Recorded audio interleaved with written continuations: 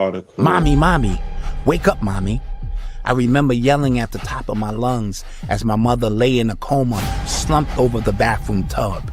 Her shoestring still tied tightly around her arm, and a syringe lay on the floor close to her body. She was just seconds away from dying from a drug overdose, and I was scrawled all over my mother's limp body, smacking the hell out of her.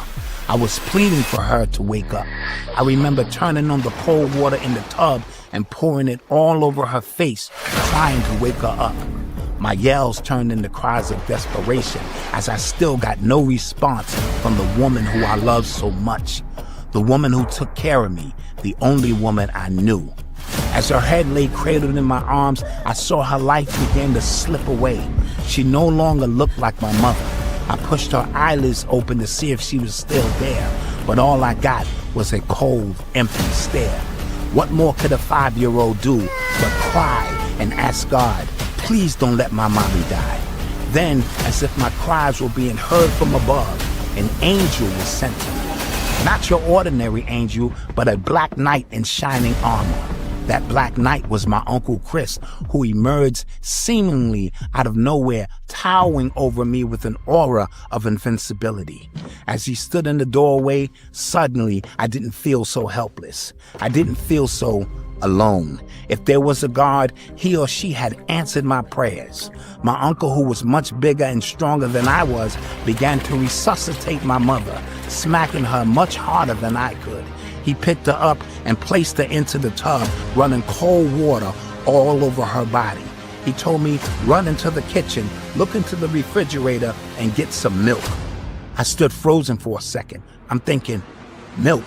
Here it is, my mother is lying in a coma about to die, and you want me to get some milk? I later would come to understand that milk was commonly used to bring down a person's high or bring them out of an overdose. Within a few minutes of performing this overdose ritual, my uncle had did what I didn't think was possible. He had given me back my mommy. Still in a delusional state, she turned to her 5-year-old son, and all she could say was, Dwayne, I'm sorry.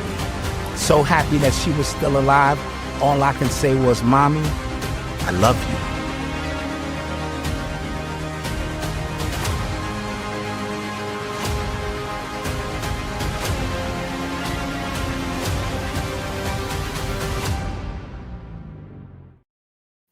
All right, family. Ooh, so just finished running around. Thank you for your patience. Blue, what you was about to say? I had pressed live before it went while you was talking. You said you seen an article on what? Today, the Associated Press dropped the article, Confederacy Group sues Georgia Park for planning an exhibit on slavery and segregation. And that park they're speaking about is Stone Mountain Park. So there's been a few developments since then. And I don't know if that's exactly how we want to kick the show off. So well, I just that was just a conversation we was gonna have, family. But I had hit the live button. But family, as you gather in, shout out to everybody in the room. It is Thursday. It feels like Friday because it's Thursday. Tomorrow's the 4th, and I know a lot of y'all don't work tomorrow. It's going to be a highly energetic day tomorrow. A lot of people got festivals to go to, cookouts, and all that type of stuff. We're going to talk about that as we talked about last year with Blue and Kwame Sunhorse. But I want to take this time to welcome back to the platform my brother Blue Pillar. Welcome back. The first time I seen you on the platform since Stone Mountain, Pope Pablo. So welcome back, my brother. What is going on? What's your life been like since the weekend, my brother? Because y'all had the festivities after you and your brother Red. So how was the weekend for you, my brother?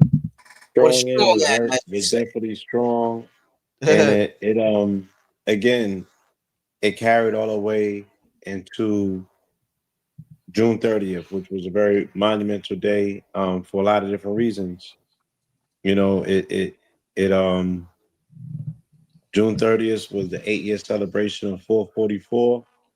And I remember 8 years ago how that changed my life. I remember the fact that I came off of a mountain in Mount Shasta on June 30th when that album got released. maybe a day after, because Facebook reminded me a day after I came off the mountain, and Stone Mountain, this strong in, was 8 years to the day that I came off the mountain in Mount Shasta. And my caption on Facebook was speaking about Moses making it to the mountaintop. So for me to evoke Luke 6:28 when we were on the mountain, for me to bring people to MLK's birthplace before the mountain, and for them to make these proclamations in front of MLK's house about their dream, and we turned that house into the green wall, and people were speaking about making it to the mountains. And then I spoke about, MLK's last speech on April 3rd, 1968, where he spoke about making it to the mountaintop. And he said that he saw a promised land, and promised land was promised, but he wouldn't make it there. He was evoking Moses when Moses made it to Mount Hebron. He said the same thing to the Israelites. So I was evoking that, just to give context to our people, the gravity and the weight of the moment. And not only did we make it to the mountaintop, but the day after we came off the mountaintop, a pastor that was in the audience that came to the mountaintop pulled up on us at the bookstore on the 29th, a day after, and said that he was the steward and the custodian of a land in Mississippi called the Promised Land. And that land was a refuge for melanated people to, do the things as community that we're speaking about doing. And so in so many words, we were able to fulfill the prophecy in less than 48 hours. However small, it may be, it still qualifies as fulfillment of said prophecy. We got to start somewhere as community.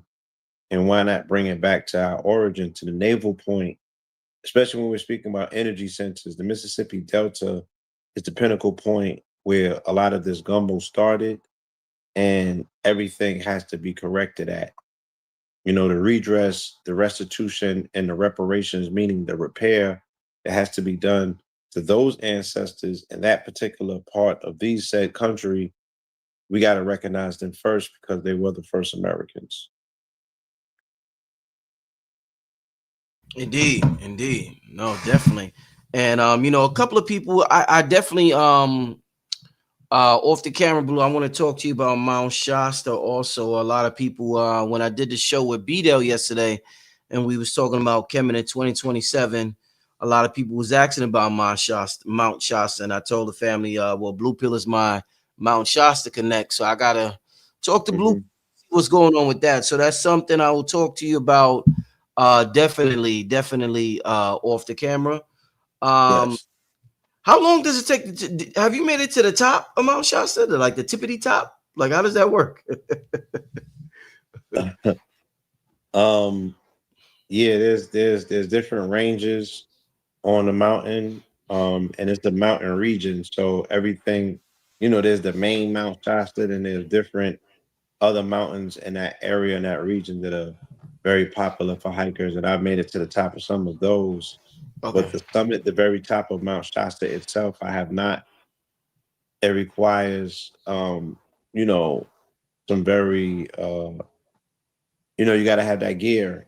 You got to have that gear, almost like snow gear, the right boots, the right sticks, and the temperature changes. It's snow up there, Mm-hmm. and it's different. It's a whole different velocity, if you will. And I'm Mm-hmm. not making any excuses. And and I've been on trips where, to be respectful of the trip, you got to almost get going by doing that, and not be concerned with the fact The that you got people, people yeah. waiting on you. I totally get it. I totally get it. Yeah. So I've pushed the line and haven't gone full throttle, but I am willing to put this vessel to the test and Yeah, get to the top once and for all. dope. Especially with a purpose. Fire. Like, Definitely yeah, we fire. should set up a foundation or something, and just make it so intentional and purposeful. You know, the beauty of all of this at the end of the day is that while everybody while everybody complains and everybody is confused about what to do with X, Y, and Z. I'm like, we consistently are showing you how far you could go with intention and purpose. Yeah. You know what I mean? And the universe really will formulate order around Right. watching you play out your wildest dreams. You know, we live in that time. So my emphasis to people is just like dream your biggest dream. You know, by any stretch of the imagination, we're on borrowed time, right? Things have happened politically that could have went the wrong way overnight, and it didn't. You feel me? So there's something beautiful about life. There's something so beautiful. There's something so orderly. There's something so secondary in terms of the chance. Like, why are we squandering the opportunity to live a dream that's bigger than life itself? You know, because we're on this precious piece of borrowed time. Why not stretch the imagination that you stretch the universe out? Because the universe is big enough to contain your dream. Are you scared to dream a big dream? Mm-hmm. Mm-hmm. No, That's why I definitely. love what y'all doing in terms of projecting. Yo, we going to Kemet in 2027. Can you see us dancing in front of the pyramids? Hmm? Can you see the sand being kicked up? Like, you gotta feel it. It has to be. You gotta be able to smell it. You know what I mean? You gotta look at your fingernails. You like, why I got sand underneath my fingernails? Like, All of that, it right? gotta be that quantum for you at this Yeah, point. yeah. No, that You that that know? that is facts. That is facts. Let me ask you, before we get started, and I think that you talk about the Sirius gateway and what that symbolizes. We're getting into that, and we've been Mhm. talking about the closing of this old paradigm for quite some time now, and Yes. I guess that Diddy trial ending on the day that the Sirius gateway started, right? July 2nd. On or about. Yep. Hmm. Yeah, on or about. There was a lot of symbolic meaning to that. A person could go the conspiratorial route or they could go the spiritual route, depending on how you view the world. What I want to ask you, with everything going on in the spiritual community, the Diddy trial and what Diddy represented and what he used to tell people about visualizing. Diddy used to talk about that a lot. He works hard and he never sleeps and all this type of stuff he talked about. One of the documentaries in the spiritual community that came out that shifted, if we're talking about shifted paradigms, a documentary that shifted the entire spiritual paradigm was The Secret. And some people loved it, some people hated it. Some people said, yo, like this is they just said that they're selling you dreams. You got to do much more than this. It ain't this simple. And some people thrived off of watching it. And Redwire sent Right. me a video off Instagram, somebody critiquing it. It's been almost 20 years since it's been out. It got Hmm. released in 2006. We're in the year 2025. Hmm. So next year actually will make 20 years, Blue. That's amazing. Because we Wow. was around when it first came out. So Yeah. considering everything going on right now, the paradigm shifting, changing, trip to Stone Mountain, us visualizing and us creating portals and asteroids coming down and all this stuff. What's your thoughts? And let me just say this before you answer. The Secret was far more popular in the white community than it was in the black community. Got a lot more Mhm. criticism within the black community. What's your thoughts Absolutely. on the last 20 years leading up to Stone Mountain and even after today, since The Secret came out? What do you think the documentary The Secret has done for the spiritual community, Red? Blue, good or bad? Well, the secret made spirituality a lot more of a commercial conversation. Mm-hmm. It was the documentary that figured out, the mainstream marketing approach to package spirituality in a vein that mainstream was already waiting for it. So mainstream already carved a lane out called New Age, and they were just waiting for something to come along they could fit into that particular paradigm that they could point at and say, now that's an example of what we were speaking about. Right. And what is New Age? New Age is the repackaging of ancient archaic information Mm-hmm. in a new skin, right? Reformatted with a new language that represents the ideology of people who have either cloned the information or feel in some way that they're custodians of it.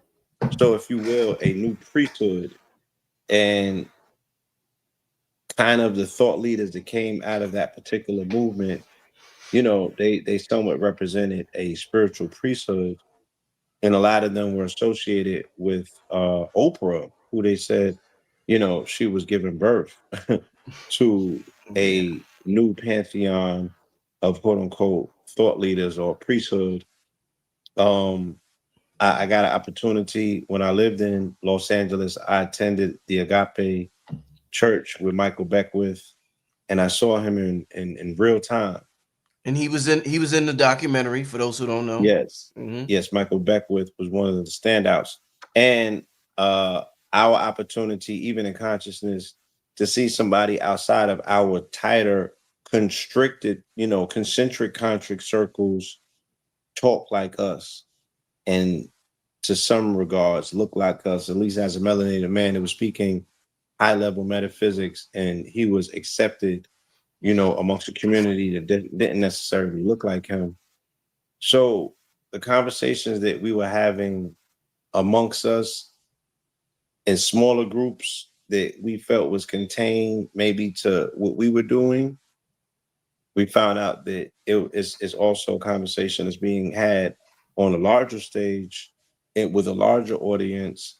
And these people's calling card to not only be teaching the information, but they was able to pop their collar because they was like, look at the information, how it works for me. Right. So when I had moved out to LA and I discovered this alternative conscious community, they dealt with their flex points was always, receipts, manifestation. Like, shit, look what I did with this information. Mm-hmm. Look what it's gotten me. Look how far ahead and along I've gotten by staying true to it. You know what I mean? And then these people were very experiential. They would go and activate to these places and do these things. You know, that's why when I seen Billy with them later on, and they were for the most part activating, they were active, they were in the field. Their flex points was always like, yeah, I was there and you wasn't. You know what I mean? Even if they was just there for a photo op, you know what I mean? Mm-hmm. They was getting in the field, they was getting active, and it became something a little bit more experiential. While we were doing lectures, they were doing seminars. And yeah, it I think the secret, kind of set up a paradigm, because we see with Gaia, you know, I seen when I went to Sedona, which I call the Saks Fifth Avenue of spirituality. He There's said, a element, "Oh bro. man, that's There's crazy." high end spirituality in some of Wow, these places, wow. and it's valued as such. You feel me? And these people are a stone throws away, like Robert Grant and them's billionaires. You know what I'm saying? And so they move amongst billionaires. Like, this is not a poor man's, a hobby. Studying the high sciences and the fine arts is what this is. So I was able to garner a deeper appreciation for the information when I saw how they packaged and presented it. Like, look at Gaia. You feel me? To me, Gaia is definitely a byproduct of the fact that the secret was able to show that there was commercial viability with a conversation around rebranded and reformatted spirituality. Mm-hmm. No, indeed. Well, so and just to conclude this topic, because I want to move on to the whole quantum reset and the whole Diddy Mhm. trial, what that represent. Just real quick, Blue. Why do you think white people been gravitated more toward, if this is like, this science was around before a Caucasian even existed, and that's not to insult them, but they're one of the Mhm. newer races on the planet. Why do you think the ancient custodians did not vibrate to this as much as some of the newer people on the planet? It's kind of weird. Again, yeah. When I said it got rebranded and reformatted, which means it got recalibrated so it can be more appealing to a different audience. And when it got rebranded, it got put into a new language and they put it into a new skin altogether. And those people were looking for it. They've always looked for spirituality. They've always looked to get underneath something that was familiar to them, but it was no longer, because we have gone through a cultural renaissance. It's no longer, they can't format it and give it to them as us. They have to give it to them as them, because we live in this whole, post-racial world where you got to pick a side and stick to it. Prior to that, they were being told and they was being introduced to it in ancient times, and they're like, yeah, this is from the Moors, and they valued that. Oh, those guys had it, now we got it. Now it's like the brand is totally destroyed. So it's like, oh, if those guys had it, I don't want it. You know what I mean? So you gotta reformat it different to be like, nah, these guys never had this. It came from space. It came from space, and it came from some aliens that look like you, and they was 9 feet tall, and they was lily white with blonde hair and blue eyes. Yeah, they can accept it, right? So their bias and their any defense that they have mentally is bypassed. It's flatline, and they're in the recepting and receiving mode, and they just engage in their imagination in ways that we have not allowed ourselves to, because life is too real for us. You know what I mean? Right. For them, they're still in their exploration phase, where when they decided to be the first ones to delve in aspects of free sex or free drugs, that was the declaration of freedom to them. We have not gone through that yet. We have not gone through our personal independence, where we like, yo, we just giving ourselves every right to be ratchet and explore the depths of whatever the depths are, for us to have a decision about, you know, whether we want to go as high or whether we want to go low Right. when it's needed and necessary. You know what I'm saying? You can't cut off your nose to spite your face. And the melanated people have to be balanced with a thorough gnosis of both in order to balance themselves out. Blue, as we start to talk on the quantum reset and Diddy, what does, at this point, different things have a different meaning to you depending on where you're at in the journey. So where Blue Pill was at in 2005 may be different from 2010, maybe different from 2015, maybe different from 2020, maybe different from 2025. In 2025, seeing the head of hip hop, one of our billionaires in our culture, fall the way he fell, and knowing what took place now and all the degenerate behavior happening behind the scenes, has it changed your perspective in this new paradigm on material success and material wealth? Um, like has it made you say it's our turn for material wealth or success, or has it made you say, it's not that important?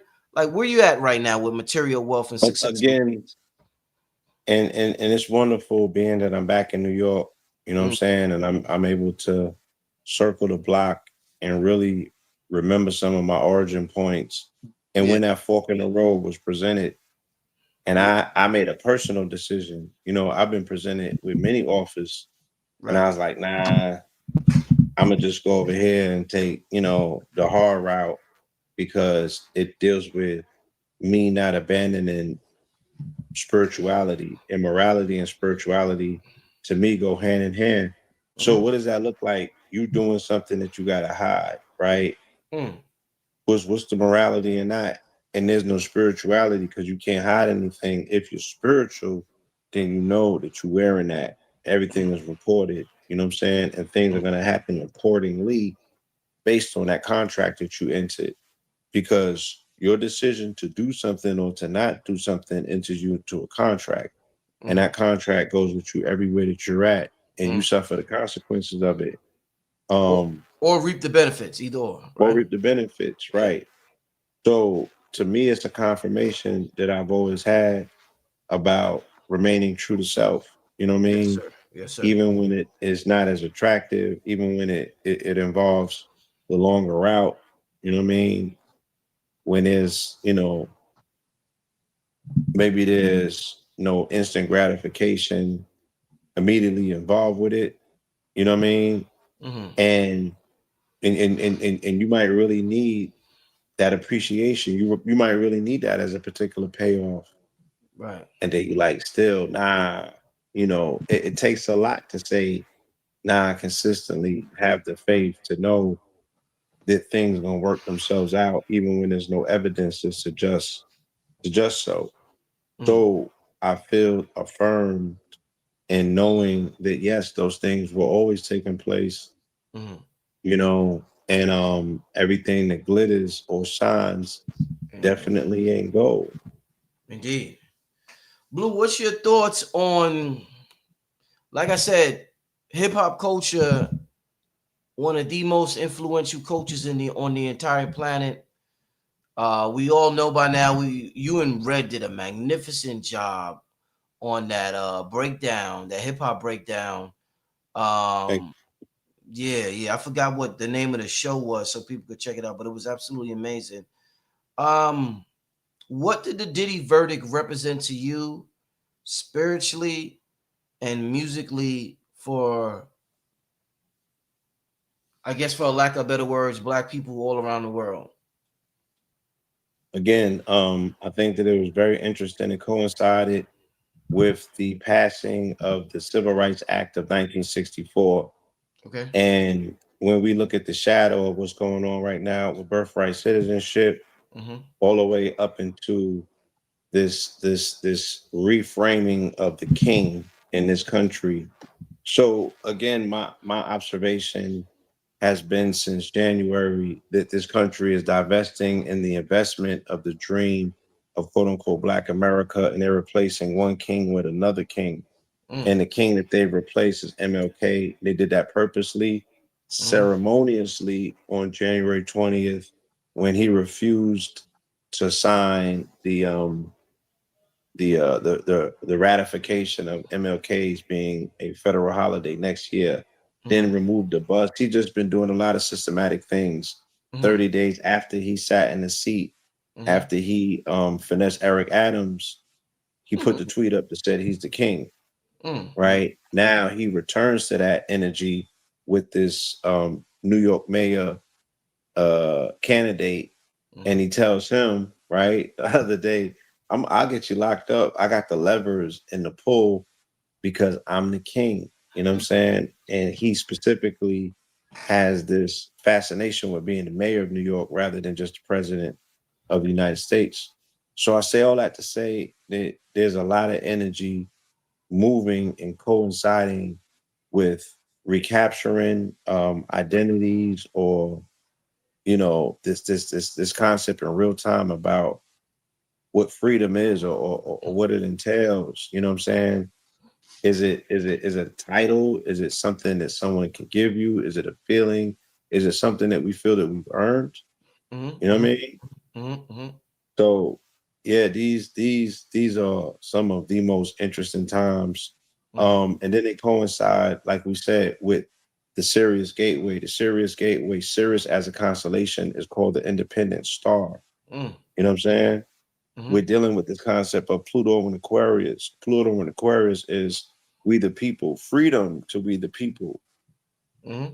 The declaration of what we did on Stone Mountain is a we the people declaration. You know what I'm saying? It's a personification of Pluto and Aquarius, if you will, right? All the way down to, again, I said this recent article that just came out today dealing with the Confederacy group that sued Georgia Park for planning an exhibit on slavery and segregation. Mm-hmm. I'll read this real quick. The Yes. Georgia chapter of a Confederacy group filed lawsuits this week against a state park with the largest Confederate monument in the country, arguing officials broke state law by planning an exhibit on ties to slavery, segregation, and white supremacy. Stone Mountain's massive carving depicts Confederate Presidents Jefferson Davis, General Robert E. Lee, and Thomas Stonewall Jackson on horseback. Critics who have long pushed for change and say the monument enshrines the lost cause mythology that romanticizes the Confederate cause as a states' right struggle, but state law protects the carving from any changes. Right. After police brutality spurred nationwide reckonings on racial inequality and the removal of dozens of Confederate monuments in 2020, the Stone Mountain Memorial Association, which oversees Stone Mountain Park, voted in 2021 to relocate Confederate flags and build a truth-telling exhibit to reflect the site's role in the rebirth of the Klan, along with the carvings, segregation, its roots. And why do I keep going back to this? We're speaking about the rise of the Klan. They're speaking about the lost cause. They're speaking about all of these things in the federal government's initial reaction in response to the fear of a melanated planet, right? Was the Mann Act. And the Mann Act was targeting Jack Johnson because Jack Johnson, as a BBC of his era, right, was someone who they couldn't do anything with, and he stepped over that invisible line in society, which was romanticizing white women, right?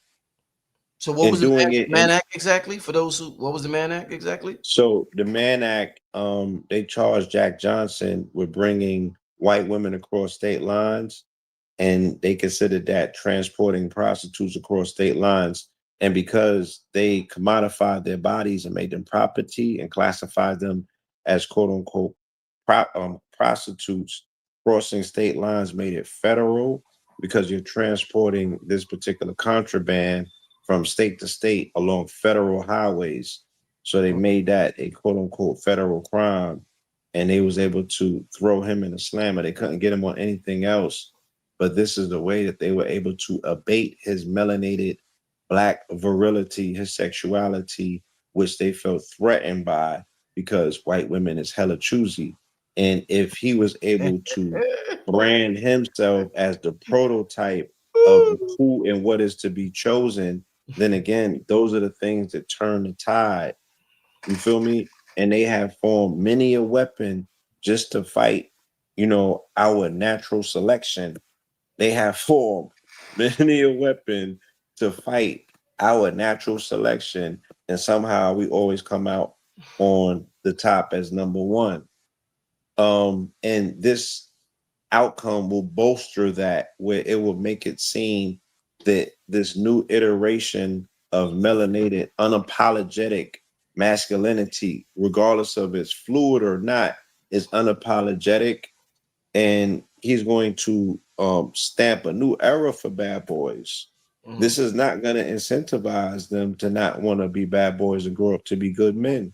Mm-hmm. Mm-hmm. So the Mann Act got the bad boy for acting bad. Mm. So he got hit with the Mann Act. Did he? Yes. Yeah. And ironically, so we would say that he got nailed to the cross and got found guilty for participating and or promoting or engaging in prostitution culture. And ironically, the game has become that. So you asked me earlier about what I feel about the mass commercialism and capitalism. Again, ironically, it started with him because he created aspirational rap at a time when rap was grunge, at a time when rap was, hoodies and you feel me, and armies jackets and things of that nature. Timberland boots. It was grimy. It was grunge, and he made it aspirational. He made it crass commercialism. He made it a way in which we aspire to be a quote unquote Trump. Mm-hmm. That was the aim back then. So ironically, we find ourselves once again where we fast forward and Trump is president. He has the keys and the levers, as he said. He has an ace in the card. If he wants to get the melanated vote, he got at least 3 years to play that ace in the card whenever he chooses. Mm-hmm. Mm-hmm. Right? For political favor. Mm-hmm. Why not? Mm-hmm. Mm-hmm. So very interesting is what I'm saying.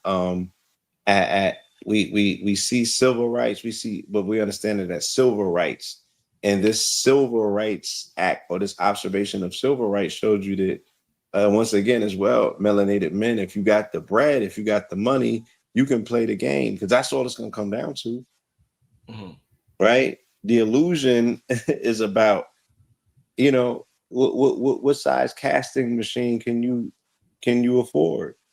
Because we're gonna put the cast together, and it's gonna be one hell of a show, and you gotta be able to pay the cast.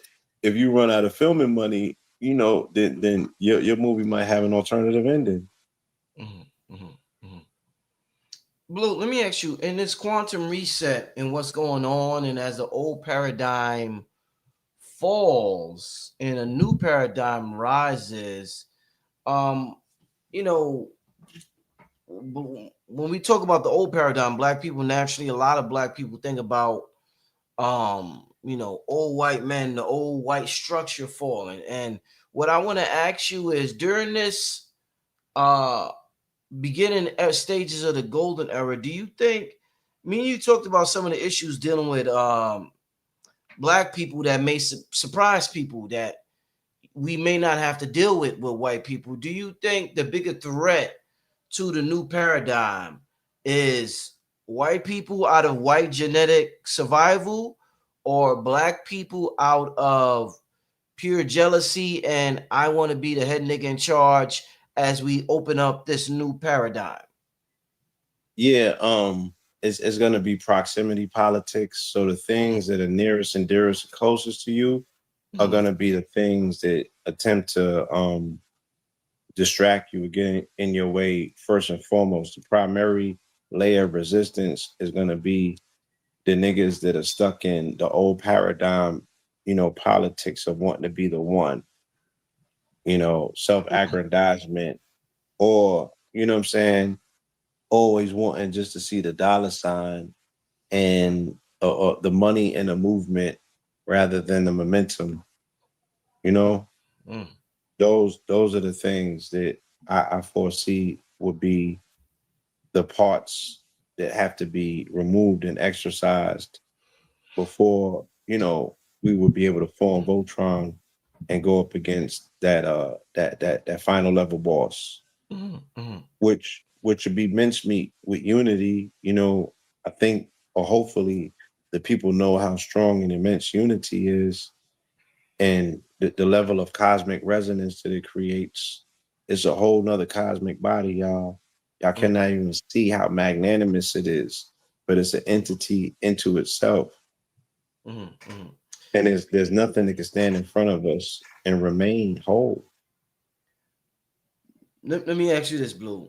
Now, a couple of people I met on the mountain when as we was wrapping things up, and I got back to the bottom of the mountain, and I was giving people cigars. I was giving people cigars, and it was a brother, two brothers and a sister came up to me, and they was like, not at the same time. These are different instances, and they were like, they were out of town. So many out of town. Shout out to everybody who traveled from out of town. They were like, where can we get something to eat? And I was like, you know, I said the traditional, you know, you could go to Tassili or you could go to Wadada, and I started naming vegan. They was like, nah, man, we eat meat. They was like, we be eat. I mean, we eat meat. And I was like, oh shit. I was like, damn, I don't really know like that. I think one person I told, what's Candy's grandmother's restaurant, the soul food spot? Old Lady Gang. Old Lady Gang. I told them Old Lady Gang. Yeah. I told them a couple, but I told one person Old Lady Gang. I couldn't remember some of the other spots. But my question is, I had a conversation with Yaya, Blue. Saying that to say this. Check this out, Blue. I had a question with Yaya. Did you see the sister Yaya there? I didn't. I saw she got tagged. I saw the other sister, Priestess, that you be having on the show. That's hilarious. Okay. But, all right. Well, let me. And that's not. Yeah. Okay. Let me say this. So, do you think, I was asking Yaya about the problem of people being lonely in the community and saying they can't find somebody that's on a high frequency, and I asked her, and she gave me the word. I couldn't quite articulate myself, and she said we might be confusing preference with frequency. So a person to be like, I want somebody on a high frequency. Now, a person may come on a high frequency, but they eat meat.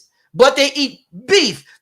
Them niggas want a steak. They want a filet mignon, nigga. And if you a vegan, that might offend you. So you may say they're not on a high frequency. And she's like, that's preference. Because, you know, there were sisters that was vegan that left a man to go be with Nature Boy, nigga. You know what I'm talking about. So what does Polite was vegan. Polite was one of the best vegans out there. So Yeah, he I'm was a just vegan. just to reiterate what Yaya said and what we was talking about. Do you think Mm-hmm. we're lonely because we don't know the difference between our personal preference and between somebody that's on a high frequency? What's your thoughts moving into I, this new I, paradigm? I absolutely would have to agree. And she put it in a way Yeah. that, you know, deserves like its own book. Right. That's a case study. You know what I mean? Preference over frequency, and then it goes into, you know, we are projecting. You know what I'm saying? Because that's your perception or idea of perfection is someone who is identical to you. You know what I mean? And you're not willing to meet people where they're at necessarily. So you're limiting yourself. And then you're just wishing on a star that that perfect person is going to miraculously appear somewhere out the universe and be an exact copy. You Right. know, Oh, that's relying just a lot on our mentalism, right? And our ability to magnetize and just create something out of thin air. And you know, for some people, I guess that's the thing, but it also would be a lot more worthwhile to be a little bit more open and understanding about the fact that everyone that you run into, you know, or just people are just not gonna just randomly just be created to be identical to whatever your preferences are. right.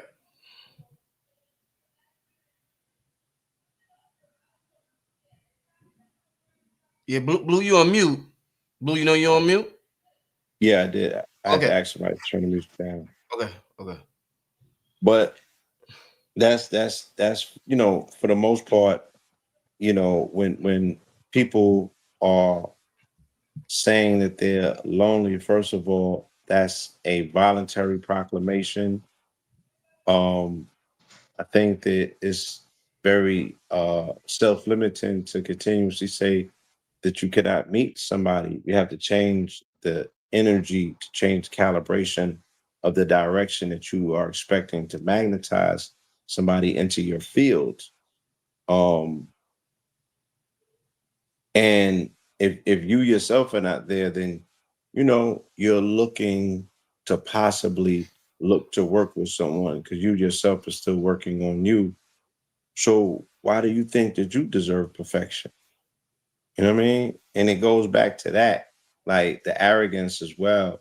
Some people might think that they changed their diet and they deserve Mr. Perfect because they made a sacrifice. And it's like, what about the other stuff that you wasn't looking at that you ain't work on? Because you changing your diet now has become an excuse for you to throw everything else out the window that you may have needed to work on because Mm, the diet part was so difficult that that's where you end up stopping at and you grow arrogance because of the mm, fact that you made these sacrifices and you don't feel that you're being rewarded for it. So then you take it out on other people when it's like that's you chose to take that walk and you might end up bumping your head 6 months, 1 year, 2 years down the line, and you got to eat all of that crow that you was out here dishing just to find out that the 100% vegan thing is not for you. mm. And then what? Then you're gonna come back on an apology tour? Nah, them people is gonna now remind you how wrong you were and how you made people feel because you just use the food and the diet thing to, you know, that's another thing that you better than me for. That's not Right. community. Right. You know, so okay, so Blue. So earlier you talked about when we mentioned the documentary The Secret and what changed the spiritual community over 20 years ago, almost 20 years ago, was we talked about it was the documentary The Secret, and you talked about it being rebranded. They rebranded it, and maybe that's why our people may not gravitate towards something that may benefit them as other coaches do. Now, I want to ask you, is that the same since we're about to go? There's this serious gateway alignment happening. Dr. B always talks about it. You talk about it. There's a serious alignment happening.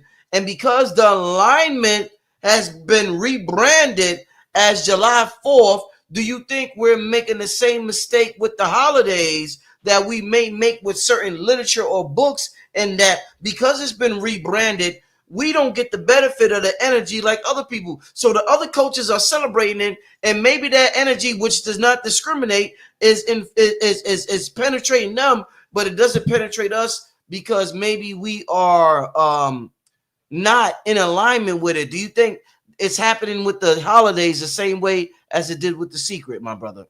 The holy days, as some people say. Yeah, I like how you frame that and put that reference together. Yeah, thank you. Again, if we're not celebratory, right, especially during a time, this might be considered our born day, our birthday, our celebration period and point, because melanated people diasporically fall under the sign of Cancer, right? So we're in Cancer season. 7/4 is a very, very key date.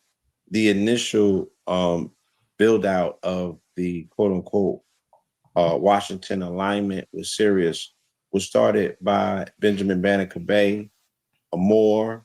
So we know that he put a lot of the indigenous information into consecrating, or a nation being consecrated in alignment with the Helioca rising of a star that is said that our souls come from, our souls. Right. Right. So this goes into this whole or set aspect, which once again ties directly into the Diddy thing, because Diddy is enacting this whole role of Hades and the underworld, dealing with Persephone, once again, who was the Virgo, Hades or winter capturing spring, the young, vibrant woman, and taking her into the underworld, into the beginning of spring, where she's rescued by her mother. So he seems to be playing this mythos out, this Asaurian tale of going into the underworld, into purgatory, being locked up. You know what I'm saying? And Cassie playing the role out that she's playing. So these once again are some very interesting times and some very interesting things to be observing that are playing themselves out right in front of our face, while the cosmos is also getting its narrative, and Sirius being or set once again, or Big Mama, or the Queen Bee. You know what I'm saying? So let me ask you, why do you think I heard Professor Griff, I was listening to him earlier. He said, they been knew what Diddy was doing, but he was asking the question, why are they deciding now to go after him? I want to add on to that, and I want to ask you, Blue, why do you think they go after the black men who are degenerate, when we know there's black women who are degenerate in Hollywood as also? We see what Oprah's capable of. We heard many things about Oprah. I've heard things, and I'm not going to keep saying other names. I heard things about Mary J. Blige, matter of fact, being with underage men. I've heard all types of shit about black women in Hollywood as well. Why do you think the focus is on black? If it's just, we got to tear down the black race and whatever, why do you think the focus is on black degenerate men, and they never taken down black degenerate women the way they're taking down black degenerate men? Again, last year we saw a very active fight to reframe masculinity in favor of, what it got rebranded with, which is right now in this country, it would be like MAGA masculinity. MAGA. So, I mean, again, it was an active, battle for that conversation, even with it being framed up to say, well, y'all as hip hop, backed up and endorsed the blue side, and look at the men that lined up in support of said candidate. You know what I mean? Diddy was the original one to do that with Vote or Die. Right. So what if your masculinity does not impact or influence certain things in society? How impactful is it? You know what I'm saying? Because they went directly to the primal aspect of what viral black masculinity represents, and they went straight to, you know, these phallic tales of X, Y, and Z. You know, the dude is very scorpionic. So it just came down to that. This was an entire trial about his sexual proclivities, and that ties somehow into either his abuse of power, you know what I'm saying, him having too much of it. You feel me? So they also they want to highlight, yeah, like, especially for the sake of deflecting or taking the attention off of their quote unquote, you know, masculine mascots who might have some of the same charges, who might have even been convicted of some of them. They want to take a lot of attention off of that. So what's more magnetic? What's more magnetic? What's more attractive? What will people focus more on than the secret sexual proclivities of this Scorpio who has been in people's psyche for over 30 years? And the way that he's been in psyche has been utilizing his scorpionic powers of engaging people. When I say at a lower level in terms of engaging their sexuality, I don't want to demean or demoan sexuality by saying it's low.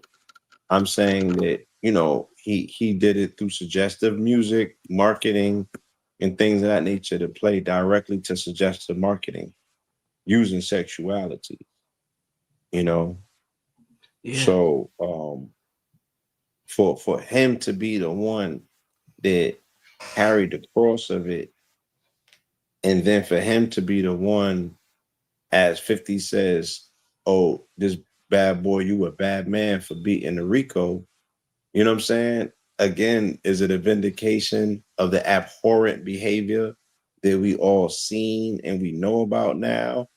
Because that will never get discussed again if it got cleared in the court of law. You feel me? So it was a hell of a chess move that they played, and the Fed stay vindicating, you know, going through these long processes to, in the long run, show that ratchetness is a little bit stronger than righteousness if it comes in the form of federal prosecution. I want to give me a second. If anybody's seen the show with B-Dale yesterday, I showed a video and I want to get Blue's opinion. Hold up. I'm on my Instagram. I don't use Instagram that much, family. So I gotta, how you save video. Hold up, give me 1 second, family. Mm-hmm. Okay, save. Okay, saves. All right. I swear I'm gonna get on TikTok, y'all. I like TikTok the best. I told Blue that I'm gonna be on Yeah, TikTok. me too. All right, so moving into this new paradigm, what's interesting is that we have the spiritual community where people read books and they watch my channel amongst many channels, Blue. And our goal is to tap into uh latent powers that's in us that isn't being used to be the best, most powerful version of ourselves that we could possibly be.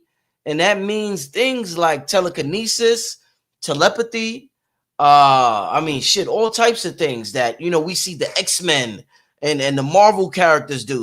We want to be able to tap into all of that, Blue. And what's ironic and strange is that there's videos flowing around of brothers in prison tapping into that.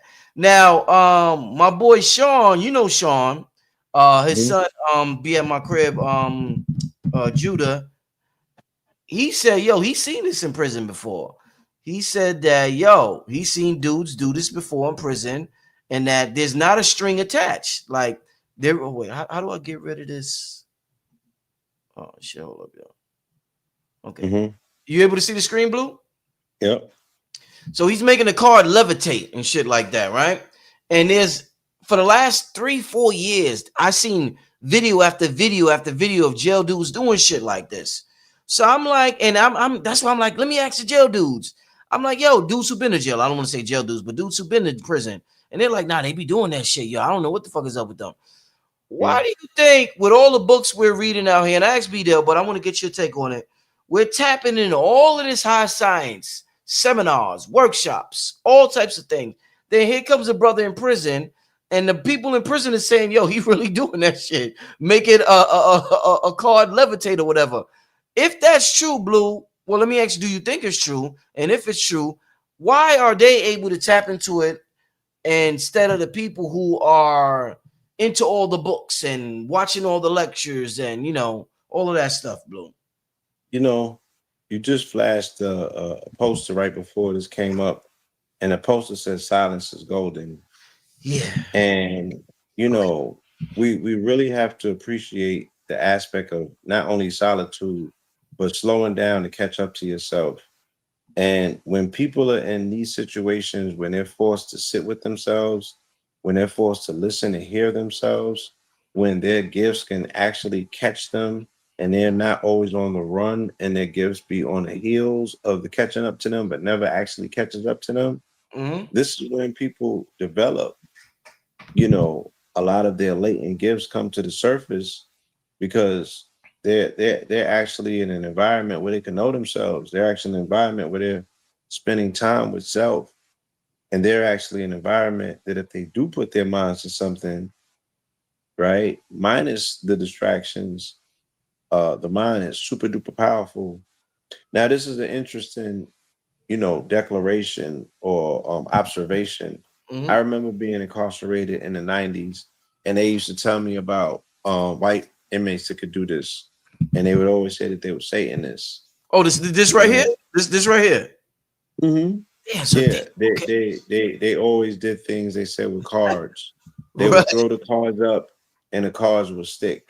You know what I'm saying? Yeah. They said that there was a dude that he would be building with you on the yard, and the next minute he's on the other side of the fence, and then he comes back like some X-Men ish, like you said.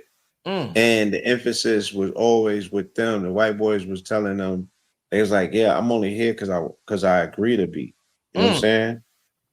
Whereas, like with so many words, y'all niggas don't have a choice. I'm only here because I agree to be. This is an arrangement. You know what I'm saying? I don't have to be here. And they're not making it.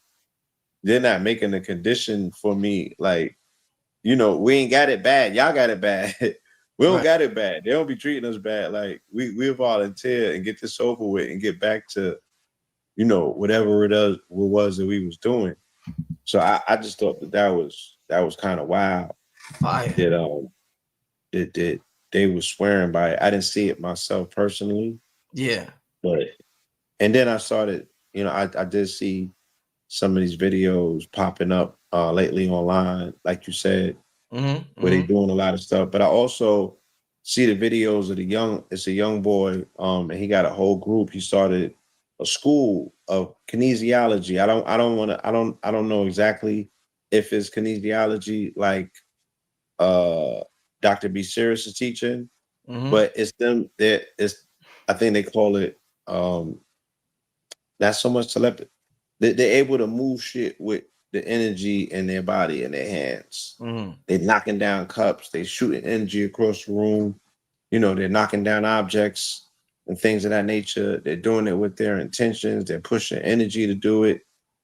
And I just think that it's dope, man. I think that it's indicative of us moving into what human design calls that I spoke about on the mountain the other day, the crossing of the Phoenix that happens in 2027, where 12 chakras come online. These are different children that they're already here. They've already been born. We're not even talking about the new seeds that came post C19. We're speaking about the ones that had programs in them that are activating now that were born 18 and 20 years ago. You know what I'm saying? Post 9/11, them babies that came with an assignment because an emergency got rung.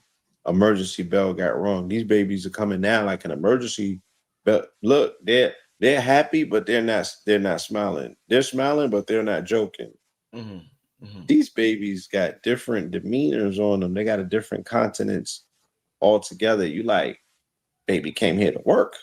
Yeah, facts. And you know what, Blue? I think that since we're talking about a quantum reset, And we're discovering things, and we're analyzing mistakes we have made or successes we have made in the last 20 years of consciousness, and how we should move forward in this quantum reset.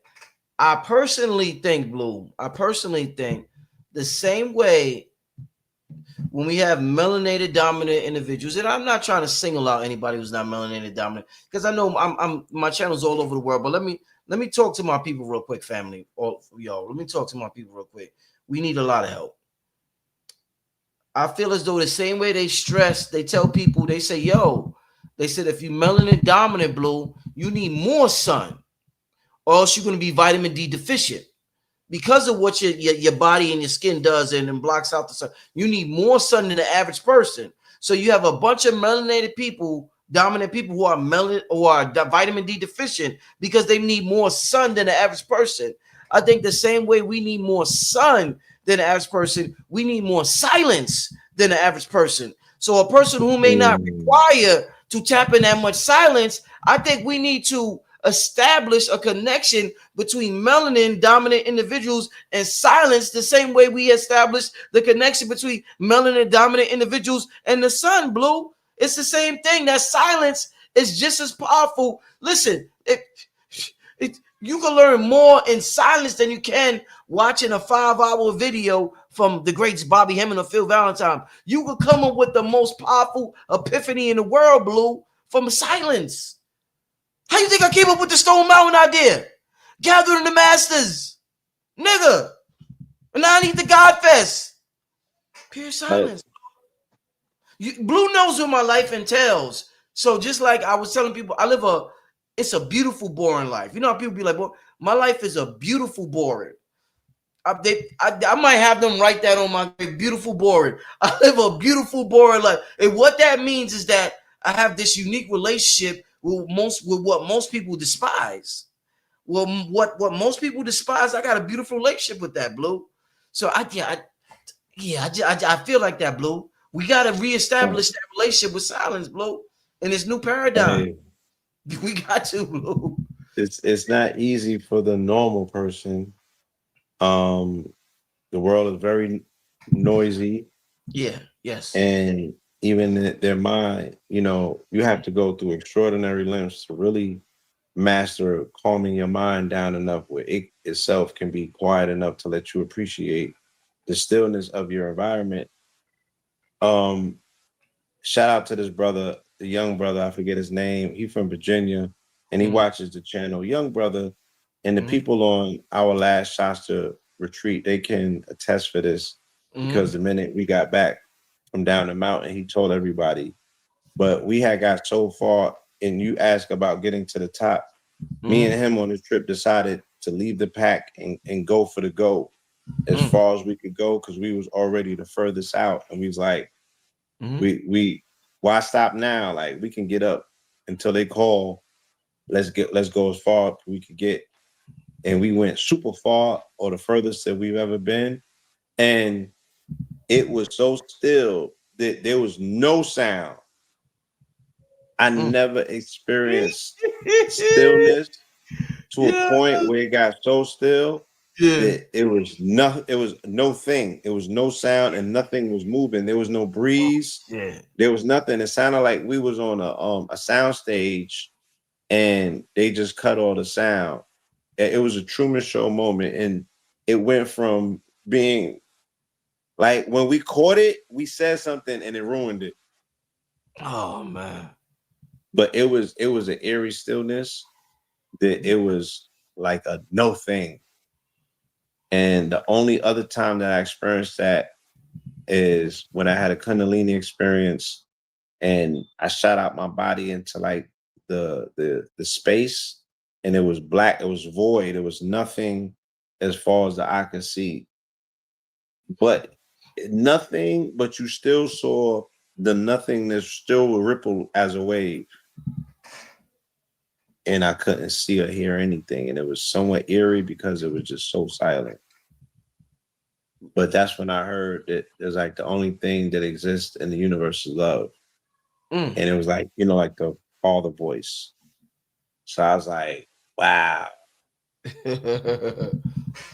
Silence is yeah. Silence is the trapdoor to the abyss of the unknown. But again, that I don't want to make it sound unattractive. You know what I'm saying? Yeah, yeah, People really gotta appreciate it to get there. yeah. Yeah, if you Because don't appreciate, it you won't requires get there. that discipline. Yeah. Yo, Blue, let me ask you this. All right. So this is a fun show, and this is a necessary show moving forward into this new paradigm. And I want to get to a couple. We passed the hour mark. I want to get to a couple of questions from the family. Um, before we get out of here. But I want to ask you, Blue, what was, because we've had so many ill in a good way. I'm using slang, y'all. We had so many ill meditation experiences. What was one of you, and I'm gonna give you an example about it. I might have told you this before, and because this is one I would share. I know some meditation experiences you know it's personal, you don't share, but I want to ask you, what is one of your illest, and when I say illest, I mean one of your most just like interesting meditational experiences ever. And I'm gonna tell you just one of mine that I would share is that I was this is what I just moved down to Georgia, and Cambada knows this dispensary in Boston that got some amazing marijuana. Now, I'm not a heavy marijuana smoker like that, right? But Right. occasionally I do it for, ceremony purposes and, to tap in. And I just happened to get one we call a strand called Sirius Black. So if y'all don't know, Sirius Black is a character on Harry Potter. I think that's his father, y'all. Who the Harry Potter fans, is Sirius Black, is that his father or is his uncle? Let me know in the chat. I know Yeah. I it's think either, it's an uncle or something like yeah, I that. think Sirius Black is his uncle. Let me know in the chat. Sirius Black, is that and I know his uncle. Okay. Dave, no, Big Dave, no. Shout out to Big Dave, his uncle. All right, so I had this strand called Sirius Black. Yo, Blue. So I'm like I'm tapped in. I always use music. Well, not always, but I use music a lot. And I'm looking in the mirror as I'm putting on Blue. I turn into black dust. The mirror, I turn into black dust, my nigga. And I'm so zoned, right? I'm so zoned. I don't, if you blink, Blue, hold on, Blue. If you blink, it's like you change the channel. You know how you change the channel on the TV? So you can't blink. So if you blink, you Yeah. change the channel, nigga, and you won't see it no more.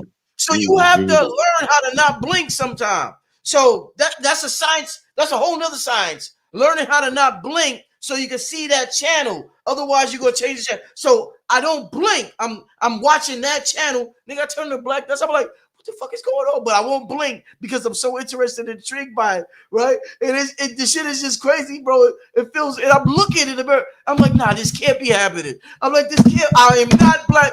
And I'm like, yeah, fuck that. I'm black dust. And then I blink, and then it's over with. Once I blinked, it was over. Wow.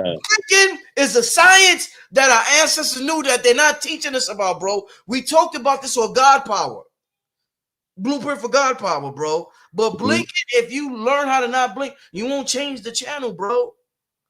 And you'll see the most outer dimensional shit ever, bro. But I turned into black dust, bro, and I disappeared right in front of myself. But that's one that I will share. But Blue, tell me, sir, is there anything you would want to share with the family, man? Because this thing is amazing that we call the spirit world and what It goes on. is. Yeah. It definitely is. I've had some monumental moments in states of meditation. Yeah. I'm thinking about one of the ones that I want to share. And okay, so it was my first time smoking purple haze. Right. Um, and again, it was such a beautiful flower. It had the crystals on it, and I might have had it in the backwood, and it fried me. Like I was fried. You know the fry when you feel your brain is like literally being fried. Oh man. I was fried, and it told me I was so fried that it returned me to the experience that I had when I had my Kundalini rising. And it repeated and reminded me of that experience. And that experience showed me that everyone in existence is connected to me by a spark of light, an Mm, animating spark of light. And it showed me the whole scenario about how the shard of glass became speckles of light, and those speckles of light formed gelatinous fluids around it and became amoebas and then cells and then people. But never lose sight of the spark of light that's at the core of a person, because the flesh is the fake out, right? It's the epidermis, it's the last phase of us that forms. And we judge that, we judge the outer. And the whole parable is always about don't fall for the trick down here. It's mm, the inner. So I got so hot that the spirit gave me what I do now, but it is what was called a Christ challenge. It said go outside and see if you're tripping. Communicate with people telepathically by seeing them and saying, I recognize like see their light in third eye and in the heart. But speak right. to them without speaking to them, but speak to them in light language by acknowledging their light. And yo, I walked from 42nd Street to Central Park, which was 59th Street. Mm-hmm. And when I say I was rooted, Mm. but I was doing that set. And maybe if I was not as blasted in that meditative state, I wouldn't have been doing it. But I believed enough in whatever that voice was that came to me peacefully in that meditative state that I trusted it to try it. And I got mad results.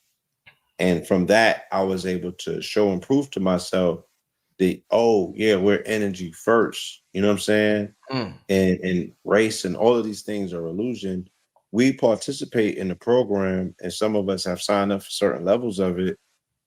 But at the end of the day, yeah, we are connected by a spark of light, and that spark is in all animated things. Everything is animated. We all come from one source, and we're just down here sharing different animating sparks of that light, thinking that we're different, and we're no different. Mm. If the creator animates you and brew breath in your body, you're Mm-hmm. no different than me. We all come from the same place, technically and theoretically.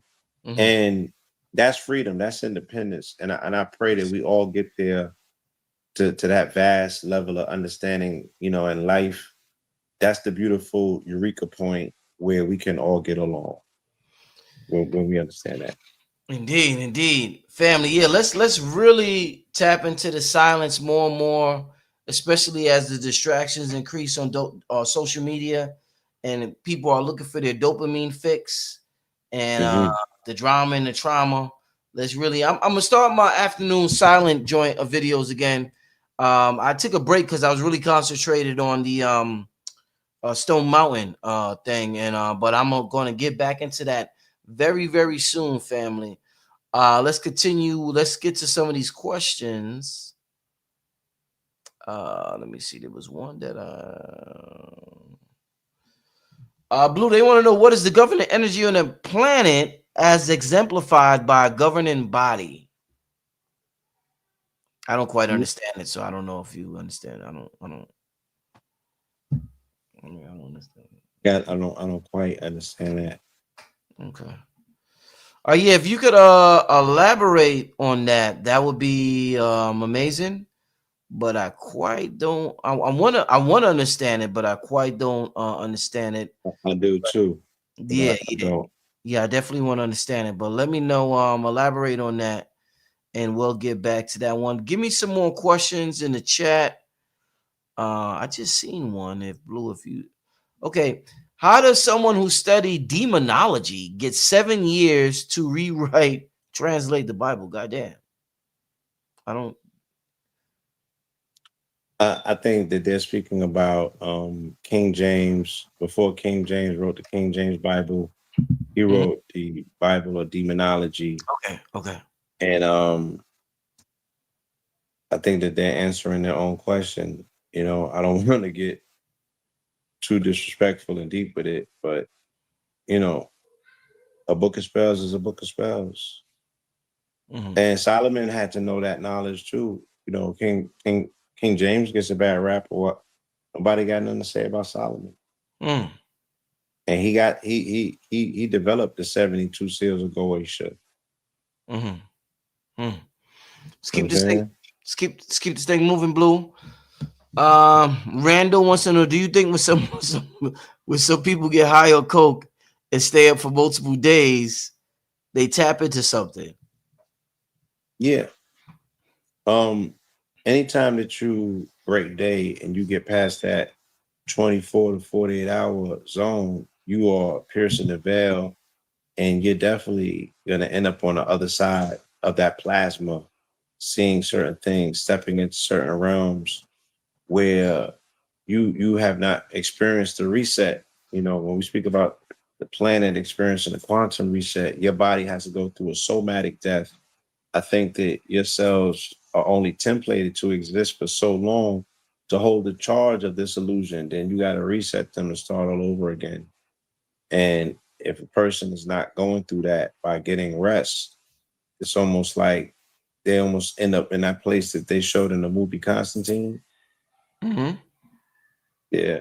So again, because we don't overemphasize the importance of rest and what it entails and what a somatic death, you know, is about. You die and you're born anew every time that you go down. Indeed. Somebody asks, is Anthony Browder going to be traveling to Egypt in 2027 with everyone? No, not with us. He does a lot of trips. So yeah, definitely check out and shout out to Anthony Browder. I definitely got to get him on the channel. But yeah, definitely if he has a trip, I would advise any of y'all to sign up to Anthony Browder's trip. If he has one in 2027, I would advise y'all to sign up to his trip if it resonates with you. But our trip is a little different. It got a different vibe. It got a different energy to it. It's more of the vibration of this channel, and that's one of the elders that he represents. Kind of a little, his energy is a little different. So even with how I'm coming with the music, I don't know if Anthony Browder, I'm not sure. I don't know him too well. I've filmed him before at Long Island University in New York. But like I said, shout out to him. He's been doing the trips for years, and he does amazing work in Egypt. And yeah, Google his name, and if y'all find out he's going to Egypt, I would recommend anybody. He's definitely a recommendable source to go to Kemet. So yeah, if you're interested in traveling with Anthony Browder, I would just say Google his name and definitely look for some of his trips. And he always has a melanated group that's going to Kemet. So yeah, you could definitely do that. I would definitely recommend that, brother. Definitely, hands down. Absolutely. Yeah. Let's somebody said, when is Rod Hayes going to join us in person? Don't know, family. I talked about that yesterday. If you want to hear more about that, tune into the show that happened yesterday. Blue, what's your thoughts on love being a fallen angel? On love being a fallen angel? Yeah. I don't understand how to approach that question. That's a new one, you know, and there's a lot of new ones out there. Love is the fallen angel. Yeah, It's a new one. Yeah. But I'm open and receptive to hearing, you know, what's the latest and the greatest, you know, proof on this. But I didn't catch that one yet. That's what's up. All right, let's keep this thing moving. Why do most of the scholars seem to have more knowledge about Kemet than the Americas? Again, when we're speaking about the conscious community and the latest iteration of it, a lot of it was born out of the bones of the Afrocentric movement, which was born out of Pan-African movement. So there was a scholarlistic approach in the 50s and the 60s when they got into Black studies, when the scholastic approach of Black education became mandated. in this country, and the college, what they call higher education part of it, that was held by individuals who are at the head of African studies, who are at the head of, and were Pan African at heart. So that's why there's more of an emphasis. There was never a scholaristic movement towards antiquated American history as it applied to melanated people. That's something that started mainly like as an offshoot of Moorish science, Right. and it found a footing during the beginning of the internet age. Because once again, you know, you go into the internet to see things that you normally won't be able to see. So those archive records, those pictures, the things that have been censored and mainstream, the things that you would never see, it would never pass the mustard test of a CBS News to make it to your TV, Mm, right? The mhm, closest we may have got prior in our history is when Glenn Beck did the episode on the mounds, and he let some things, some cats out the bag. But this information has been suppressed, and there's little to very places that people can share it outside of what's considered the digital town square. So it might have started on X, and then when TikTok came around, oh, forget about it. You know what I mean? People started uploading family history, rare books, documents, you name it, court cases. And as you said, TikTok is just one of those platforms that people have been able to unapologetically and unabashedly demonstrate and just disrupt. The regular person can do it. You know what I mean? mhm. And I'm just saying, when I'm saying regular person, somebody just with an account with a low amount of followers, they could be a soccer mom and they dropping bombs. Mhm.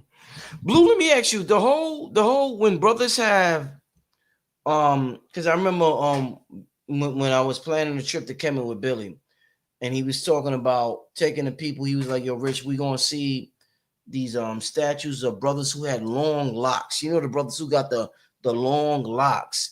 Where, what, what culture is that? Like, what culture started? Because I know in America, from what I know in Americas, we don't have the long locks like that. From what I know, maybe I'm wrong. I don't want nobody to jump on me in the chat. But what culture is the culture that like really stresses the brothers with the long locks? Is that Jamaica? Yeah. It's Jamaica, but the evidence that they found is coming from the Mayan civilization Okay. and all the way up to Florida. Okay. In Florida, this would be the Tuscaloosa, the people that are best associated or identified as the Seminoles. Yeah. They were described in antiquity to be almost identical to the same people that you see in Florida now. They had matted dreads, like the bongo dreads. Mm-hmm, mm-hmm, mm-hmm. They had the matted dreads, they had face tats, and they had gold teeth. And they was described as dark skinned, right? They Mm-hmm. was, they was Goonie times. So the almost like the same thing that you see today is what was described in antiquity. So those individuals, and then when you go over to Indus Kush and you Mm-hmm. get to the Thuggies, where the Gangies and all of them is at, Mm-hmm. those individuals also, you know what I mean, had locks and what have you.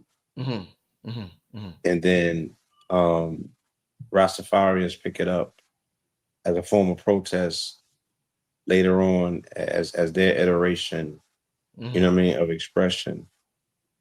But yeah, there has been figurines in antiquity that have been capturing, us utilizing that hairstyle for quite some time. Mm-hmm. Mm-hmm. Very interesting. Very interesting. Somebody said, Blue, hold up. Somebody said, Blue, do you really take 7 grams of mushrooms at once or do you microdose the 7 grams? They want to know, Blue. They want to know. Oh, it's at once. You a It's beast, bro. mixed with coffee, Shit. and we call it mud, and you just sip on the That's mud. You know crazy. what I'm saying? That's But crazy. please, don't try this at home. I overemphasize the fact that Nah, no. it's under the tutelage of somebody who is Whew. thoroughly trained and ordained as a medical part of the medical priesthood to be doing this level of research. So Do not don't try just that. do that. No, no, yo. You will be tripping. Do not Yeah. let Blue Man So, be Superman. Do not try that, y'all, on your own yeah. unless you're a professional. And That and yeah, and I gotta say this because I gotta be honest about it. Like mad people pulled up on me and was ready to go to the gym and brothers are ready. You know what I mean? I was not ready. mm, Off of 2 or 3 hours of sleep. You know what I mean? I did not volunteer my body to be like, oh word. My mm, body was like, nah, son, we need a little bit of rest respectfully. That if we don't get the rest, we're not gonna rush in there to do the test. We need both. And mm, I listened to my body and I'm not attempting to overprove anything, but I still feel like I let some of these young men down because they was, they was excited. mm, But mm. we'll get something specific put aside on the fitness side of things for the family. Get y'all back out here, do something. They want to know, could they bring shrooms to Kemet? Do you think, are you able to bring shrooms on a plane? No, right? Oh, right. You can't.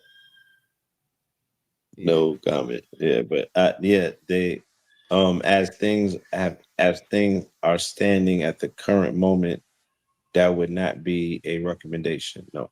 Mm. I will be bringing tobacco on the plane, though, family. That I will be bringing. I'm Hmm. actually getting ready to take a trip to Honduras, Blue. I'm gonna go there. That's what's up. You Yeah, need to. yeah. It's beautiful. Yeah, I'm gonna head out there. I'm a film. I'm gonna film some of the trip out there, and I'm gonna meet with Yeah, some, that's you know, dope. get into the tobacco gods out there. I'm gonna, you know, Yeah. connect with them. So, but yeah, y'all family. Let's keep it going. Let's see. Save some questions. I knew Diamonds wants to know, Blue. Do you think we quantum leaped on the mountain? Yes, yes. I'm actually on this page, looking at the Schumann resonance, and Oh, Blue, I've been yeah. reading about What's good with yes that? Oh, the you glitch, go to, the glitches that took place on the 30th, yeah. and we, and I would say we. I'm not gonna say they or anything else. We made the Schumann resonance glitch, Mhm. and it jumped and it peaked a peak that has not been seen. It's off the Richter's, off the charts. And from the people that read that kind of stuff, they identified that June 30th as the day that we went through a quantum shift. And we're on the other side of something else. And a lot of people, a lot of the symptoms that were spoken about, the ringing of ears, the Mhm. headaches. I was told that you had one as well the other day. A lot of people identified and they was like, yeah, like that's right on point. That's right up the alley. You know, yeah, you're gonna play it because she was speaking almost another language to Can't- people that don't speak they're energy. not gonna be able to hear it the way I got it set up, so I can't even. I wanted to, but Okay. let me just make sure. Hold up.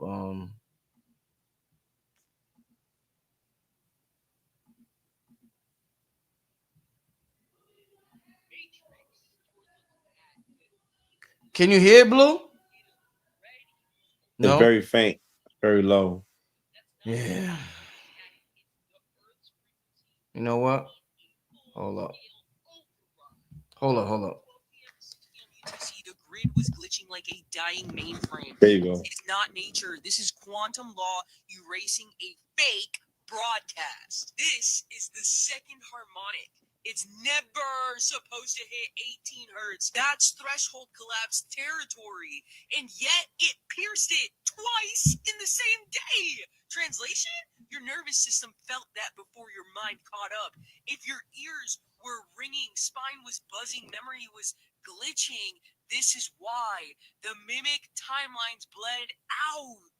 This right here, this is not just a spike, it's a recursive signal, a time-stamped pulse. Vertical interference equals quantum displacement. This is the field announcing judgment on artificial timelines. every layer of mimic thought, fake identity, AI-tuned obedience, shocked out of coherence by your scroll signature activating in real time. You're not crazy. You're not anxious. Your body is phasing through timeline debris because your scroll is remembering backwards and the earth is sinking to match it. This is not ascension. This is quantum enforcement. Comment scroll if you already felt the bleed. Blue, was you able to hear that? Yes. Okay, excellent. Yes, I was. And so if you although could elaborate on, yeah, it appears that she's speaking a different language. She's just speaking about the fact that, once we calibrated, once we oscillated to a different frequency, right? So what's oscillation? Oscillation is like if our vibration is going like this, and then it starts going like this, right? You're oscillating at a different frequency. So if we're spinning up and oscillating at a different frequency, imagine that I have magnetism and I'm pulling something. But if I start spinning and winding up a lot quicker, whatever I'm pulling, that pull becomes a lot stronger. And the evidence of the fact that I'm pulling it into a vortex is the appearance of bees and doves and shit like that, right? That are attracted to those fields that are setting a new covalence bond, right? That are spinning at a different oscillation, that are humming at a different frequency. Those are the things that these ethereal motifs, these ethereal objects show up to crystallize the moment, to be like, yeah, this is what's taking place right here and right now on top of this mountain.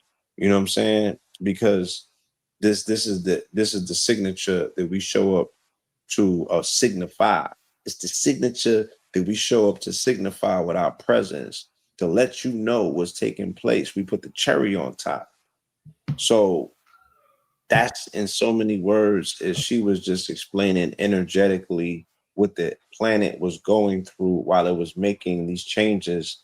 Because once we set that intent, it has to now recalibrate itself, and it warps and it ripples out into time, a new reality based on a new claim that was made on the now moment that quantumizes the past, because we evoke the past by bringing in King, tying him into the ceremony by speaking about Luke 6:28 in real time, tying it back to King by activating at his house before we got there, tying back to King by speaking about the mountaintop and the promised land, and then the next day we get the promised land as promised.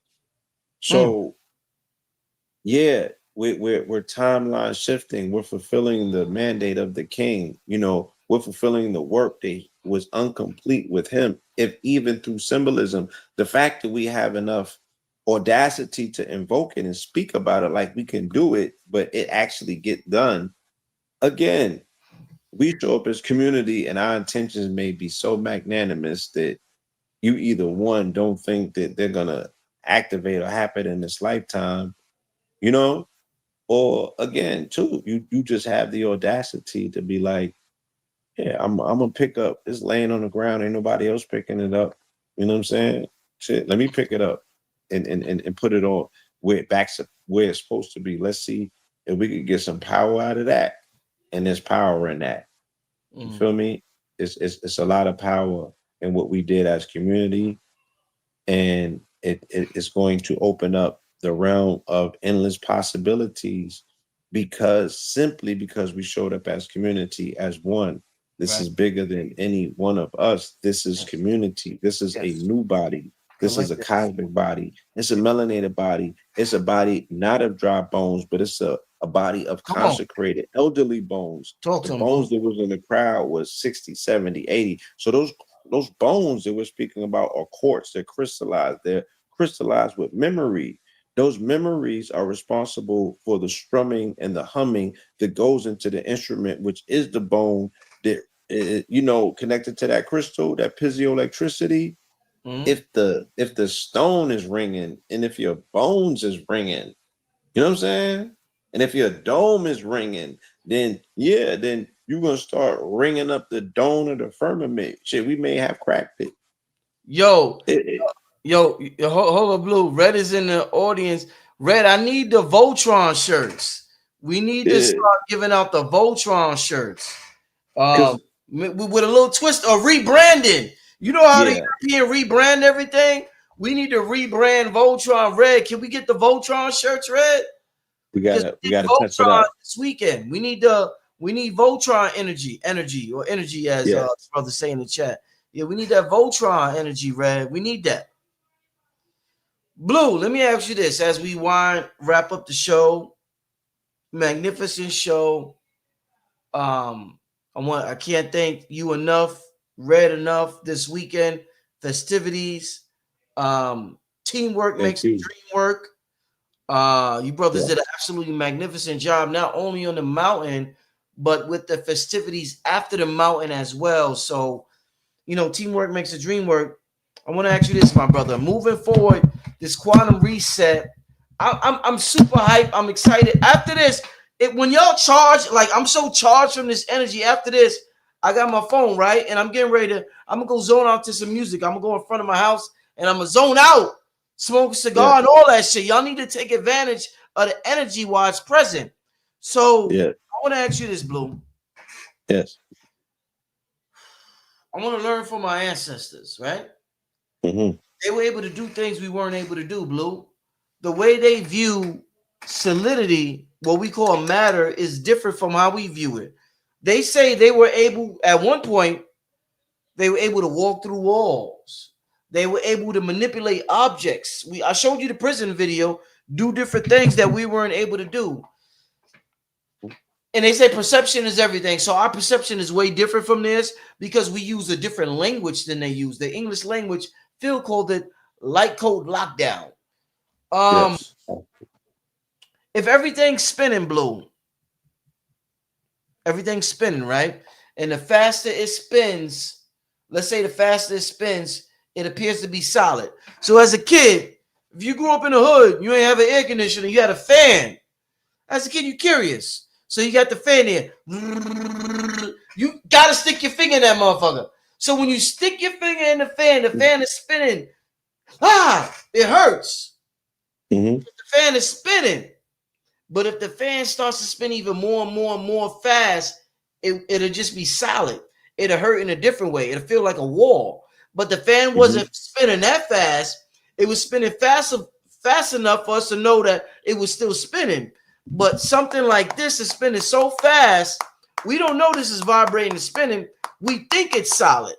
So with that type of information of how things vibrate and how things vibrate so fast, like the fan, or even faster than the fan, that we think it's solid. And we know when we was young, the faster it spun, the more it hurt when we touched it, to the point where it's solid. Now it really hurts when we touch it.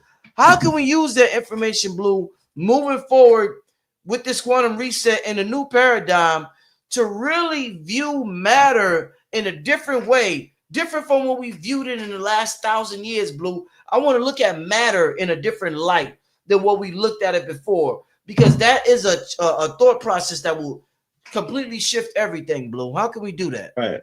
Well, again, if we redefine these terms and these concepts, right? Yeah. I say I can do magic, and I say, well, what's magic? Magic is defined as the manipulation of molecules, right? Then you simplify it because now it has a definition to it. Okay. Is scientific, is somewhat simplified. Because then the next obvious question is then, okay, well then how do you manipulate molecules? Right. And then you got to get into the quirkiness about, well, how exactly does that happen? And then you have to go and actually do that. Right. You got to test it and see, if you want to something, it's not what you can do, it's what you can duplicate. Then you want to something. You know what I'm saying? Once it becomes repetitive. So as much as we demonstrate for people in real time that we can pierce the veil of what's considered to be physicality, or what's considered to be, and not only just physicality, but solidity, like things that is physical and they're locked in, like, oh, this can never change. Oh, yes, it can. And once you glitch it, then it can't be unglitched. And people is going to be like, oh, I can do that. Let me start punching through it. And then before long, people just have to give themselves, again, it's an agreed upon illusion. We are participating in the simulation. You feel Right. me? We came down here contractually to participate in it, and there's certain rules that we agreed to follow. And then there's certain outliers of us to break those rules. Feel me? And then they got them in them institutions. And they got institutions that are for people like that are not regular institutions. Case I know this because a member in our community, their parents worked in one of these institutions. I think it was out in Kansas, and they was telling me like on some real like X-Men shit, like they got institutions like that where when they find the mutants, they lock them up and they monitor them. And these people have broke the rules. They can go through walls. They can do this. They can do that. You know. Yo, Blue, I got an idea, but Blue's gonna be like, man, you bullshit.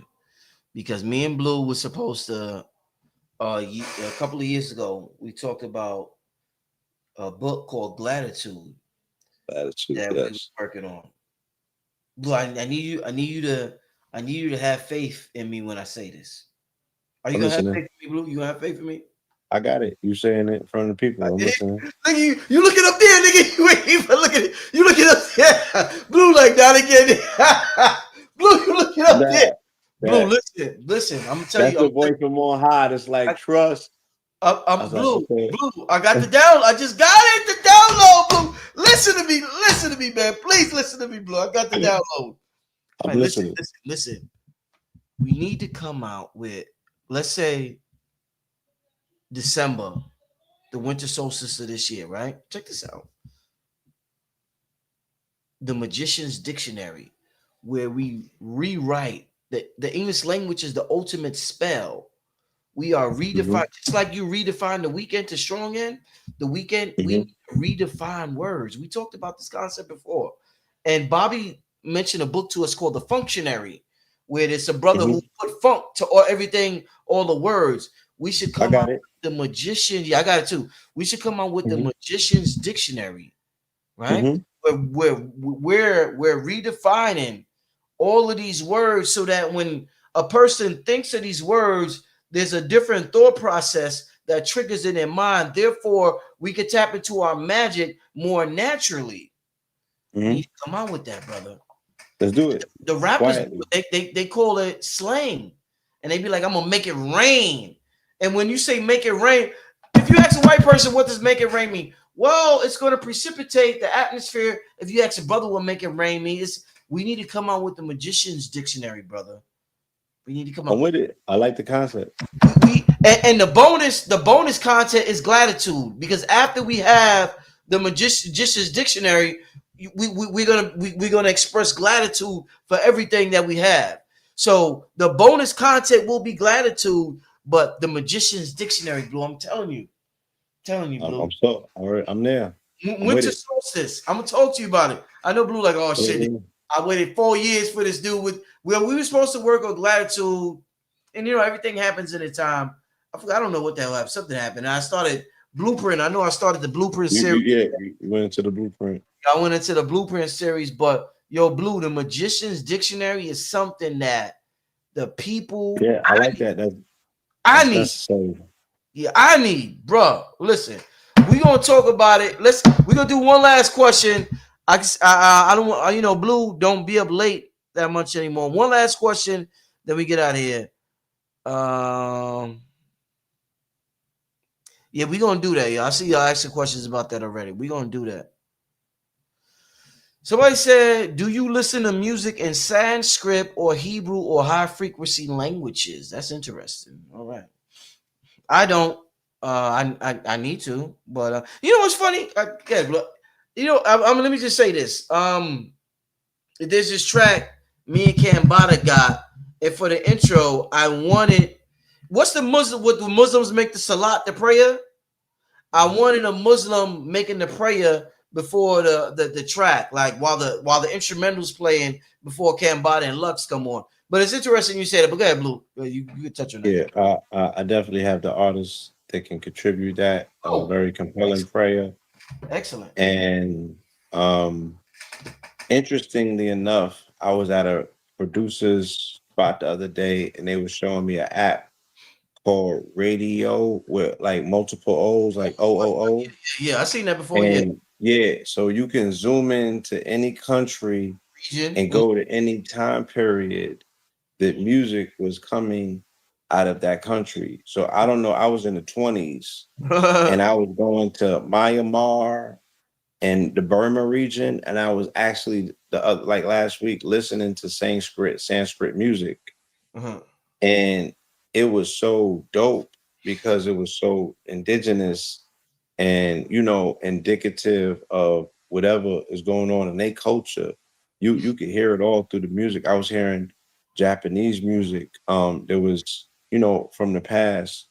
So as you said, and then I was listening for sounds. I was hearing dope stuff that I'm like, sample something crazy out of that. Yeah, You feel me?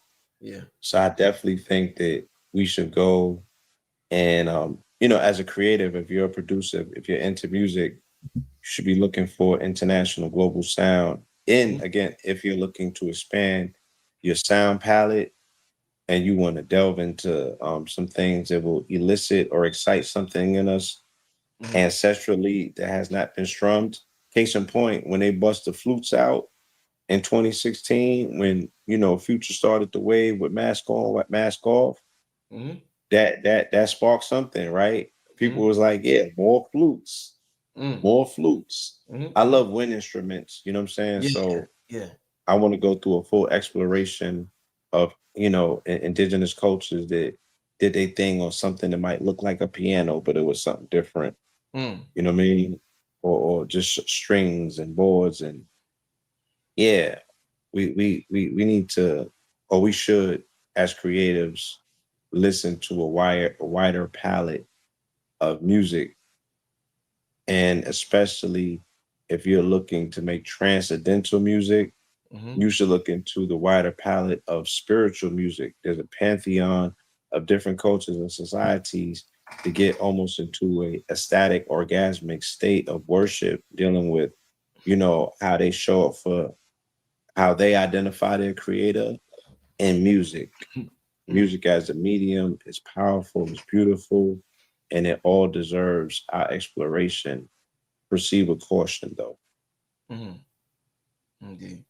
We gotta like form these think tanks also, man. We got so many geniuses amongst our circle. We gotta like really form these We think do. tanks and get busy. And of course, things like that wouldn't be on the social media platforms, the Mark Zuckerbergs.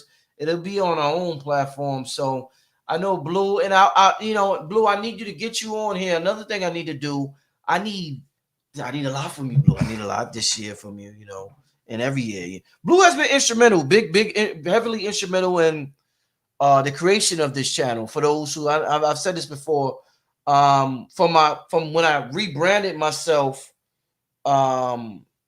with the Underground Railroad Radio in the Blog Talk era. Right before that, I don't know. No, it was after that. It was after the Blog Talk era. Yeah, you wanted to get back to your YouTube. You had parked it initially because you wanted to get back into Blog Talk. Blog Talk was kind of phasing out, and I had a relationship with Dick Gregory. Yeah, Lillian, his And wife Lillian. Shout out to Dick Gregory's wife shout out to Lillian. Lillian Gregory, yes. And Blue was the reason why I connected with Dick Gregory, and that changed my channel forever. That really catapulted me to a new level.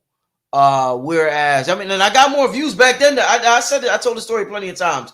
When you talk about current events and hip hop and rap, and you get more views than you just talk about some esoteric stuff. And I was more, that's where my spirit was at that time. And I had a show with Griffin, Zaza Ali, and I had a show with Dick Gregory, and it was on and popping. Like 100K days. 100K, yeah, literally 100,000 views in a day. Type 100K days. I remember those. But like it just was the talking about the police killings. It was too much on me. Oh my god, because it just kept happening.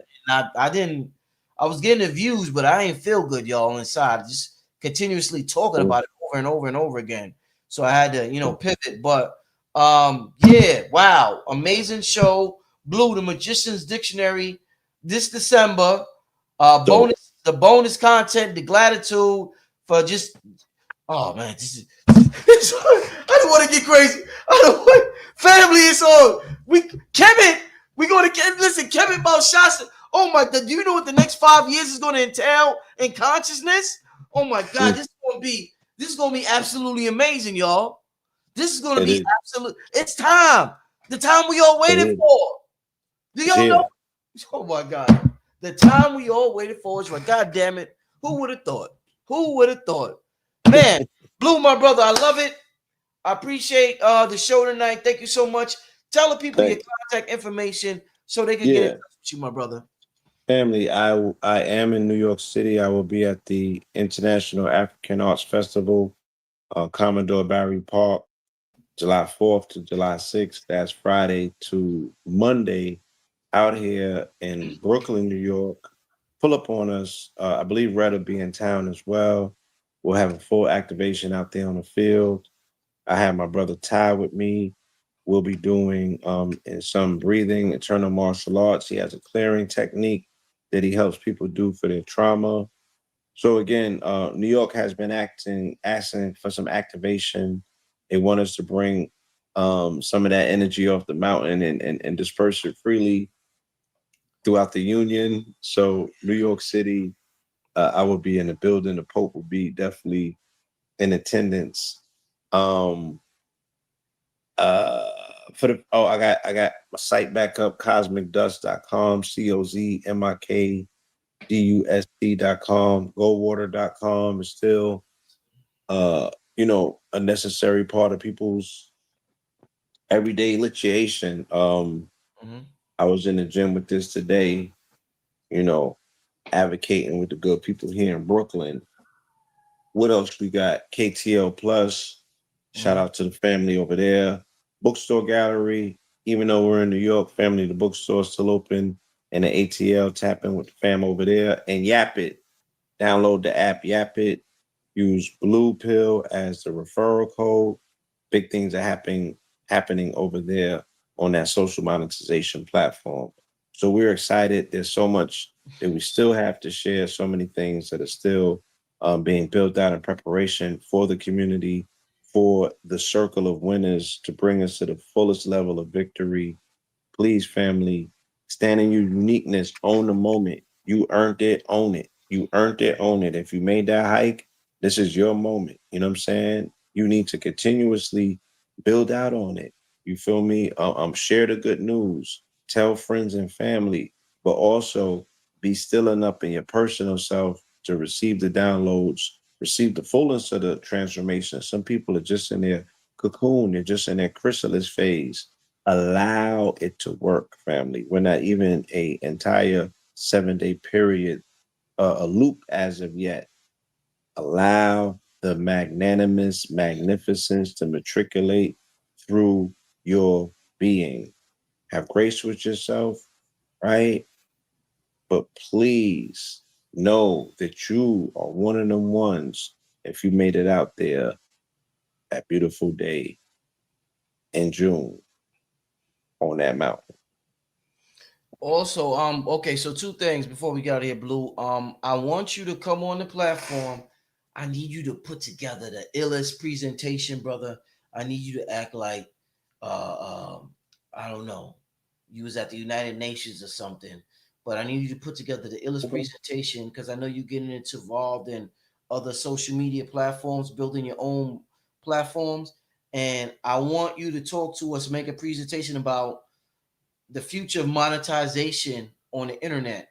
So many people who have regular jobs, they want to, I know exactly. They want to know about how to get involved with all this money that's on the internet.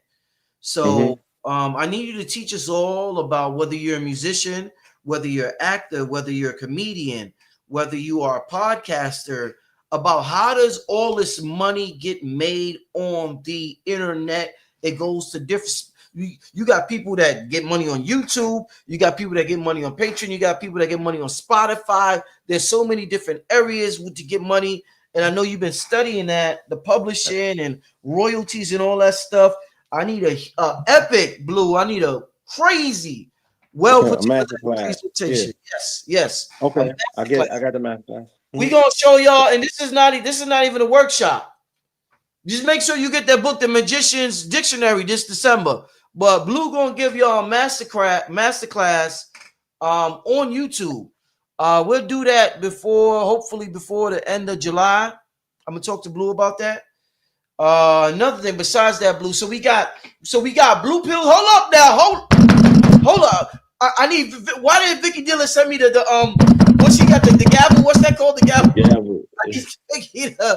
So we got Blue Pills Masterclass for free on this channel. Y'all gonna get that before the end of July. You're gonna get that for Blue. He giving out all the game. Also, we got the Magician's Dictionary in December. Bonus content with that is the whole gratitude thing to show y'all the modern way. And a lot of people don't know how to tap into the frequency of gratitude. You'd be surprised.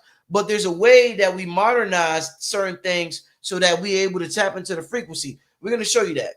Just like, and I'll give you a small example of how to tap into wealth and money and be appreciative for what you have. If you say, just like when I be like, we use hip hop culture when we use alchemy. So if I be like, what's in my pocket, dog? And y'all be like, big face hundreds. We thinking about the money that we got. And we're not only that, we're tapping into the frequency of having the big face hundreds in our pocket. So, there's different levels of gratitude, and the book is going to be very well put together, and that's bonus content. My God, Jesus Christ. Oh, Jesus, this is amazing, family. This is going to be amazing. I'm telling y'all, this is going to be absolutely amazing. But besides that, check this out, Blue. Check this out. Besides that, Blue, check this shit out. You gotta check this out, Blue. You ready, Blue? Please tell me you ready. I don't know if you're ready. You ready?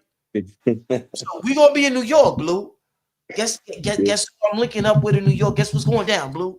So Club 363 is coming to Nicholas, Brooklyn. Club 363 is coming. And guess what we're gonna be celebrating, Blue? Some ill shit. We're gonna be celebrating Black House music. We're gonna play all types of music, but there's gonna be a special segment where we celebrate, because that's our shit. Yeah, they've been waiting for it.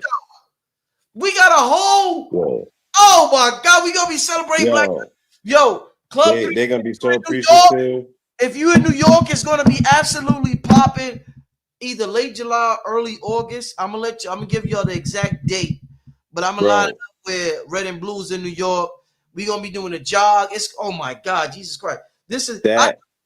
Go ahead, Blue. That community has been waiting for validation and a return to the real for so long. They've been waiting for acceptance, validation. They've been coming to me and asking. So for you to acknowledge, you know what I'm saying, that you want to be engaged and involved with that, they're gonna show up and they're very appreciative. And again, that's one of those situations where you're gonna see it in the celebration, of people that feel acknowledged, feel free, and they can own their moment. They're not gonna let us down. Now because they got a house event in the park tomorrow in Fort Greene, actually. So while I'm at Commodore Barry, I'm gonna go and make my connections, being I'm back in the city with some of the organizers that I know is part of that world. So yeah, let's put that play together. Somebody said just ordered my book on Amazon, The Magician Dictionary. That ain't our book. I'm glad you ordered it, but I don't want you to think the book's not out yet. So I don't want you to think that's our book. That just I hope it's good. Yeah, I'm sure books, me and Blue may have to alter the name, but that's I just so that's not our book. That's somebody else's book, and I hope it works. Flip the name, but I'll share it with you when I get offline. We can flip the name. We're gonna have to, I'm channeling during the show, but we're gonna alter the name a little bit. But that's not our book. Just want to let you know. I don't want you to read it and be like, they said do this or do that. But listen, with that being said, we are going to get out of here. Blue, once again, man, my brother, I want to thank you for coming on the show, and I will chop it up gonna chop it up with you tomorrow. I'm gonna give you a call tomorrow, my brother, because the 4th, I would love to talk to you about this idea on the 4th when that energy is hitting the planet. So I'm gonna give you a call tomorrow. So yeah, and you said something. I just want to end on this note because I don't know if I finished or not. Yeah. Because at one point in time, we were very indicative for the people who celebrated during July 4th. We were the ones that had the outfits on, synchronized those outfits. We let off the fireworks. We were in a very celebratory mood. We barbecued, you know what I mean? We did those things. And we pointed out that even in masonry, because this ceremony is tied into the the Masonic consecration of this particular country in DC, aligning it with the Sirius or the star Sirius. In masonry, they call that the blazing star. And in masonry, they have something called the lesser lights, right? And the lesser lights would be like if I got you looking at candles, but I'm looking at the sunlight. So with them, the lesser lights that they have is fireworks. And the people are transfixed by the celebration of the star of the fireworks, while the intelligent ones are transfixed with the stars. And they're looking at the red, white, and blue star. And these red, white, and blue stars represent particular cosmic signs like Spica. Um, there's the Leo, there's the Leo star, there's the Libra, then there's what you call it, Antares, which is Scorpio, right? And they're channeling, they're looking at these stars, but not just looking at them.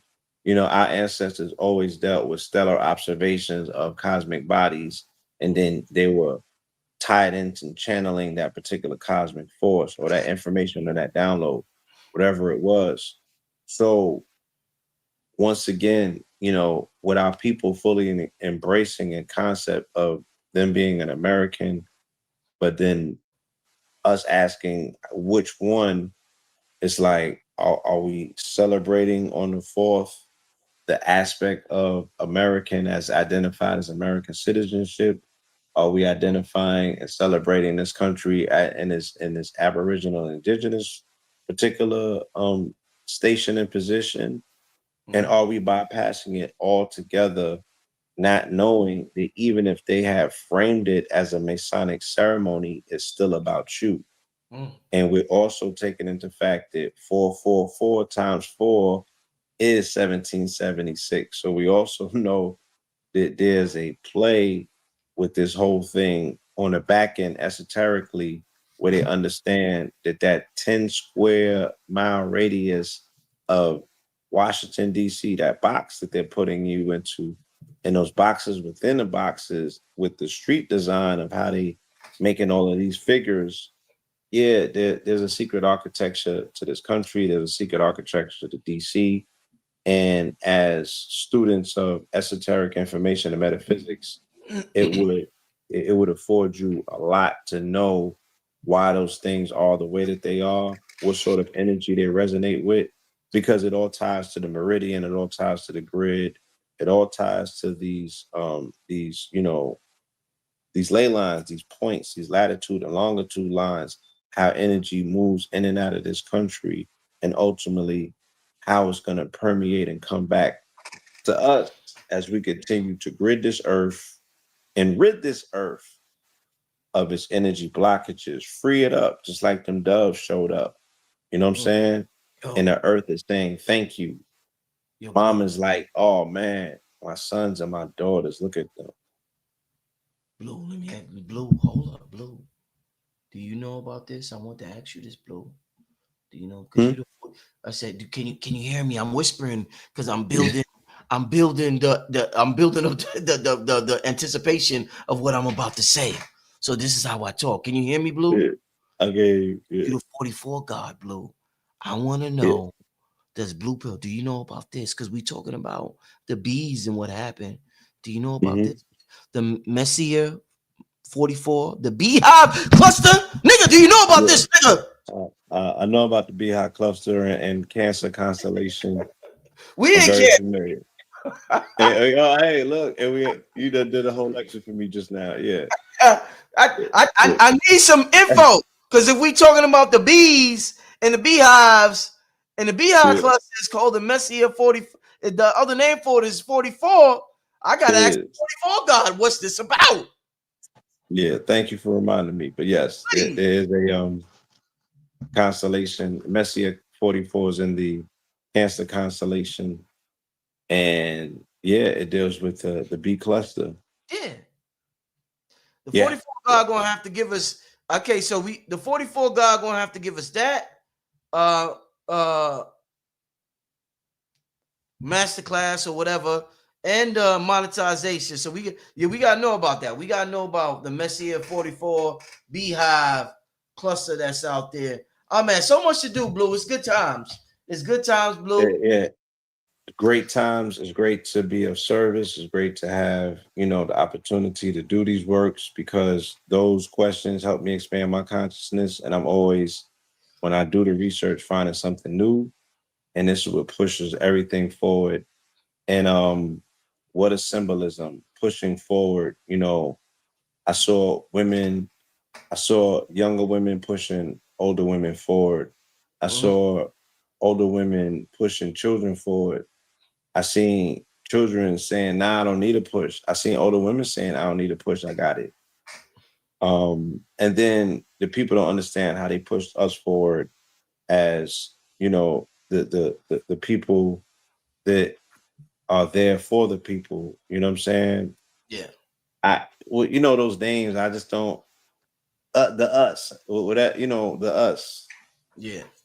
However, we show up in service for ourselves and one another, those of us have been pushed forward to do more.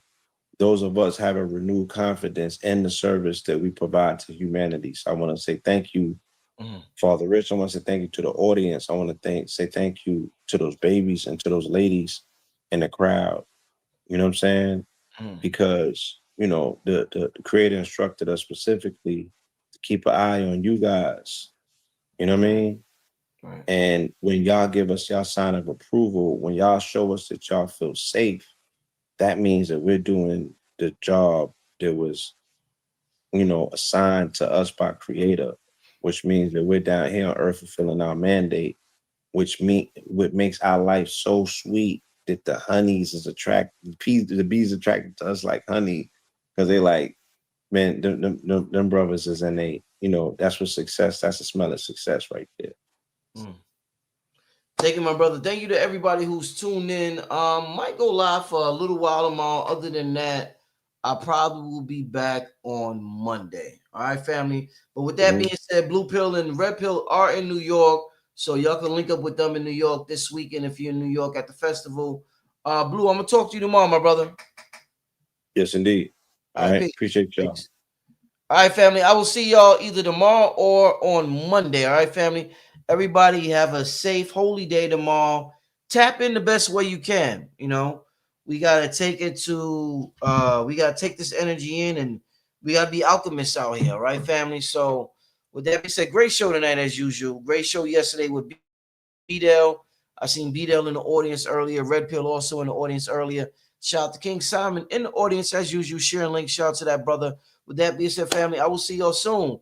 Remember what I said about silence and its ability, its importance, just as the sun is important to our melanin, how important the silence is important to our melanin.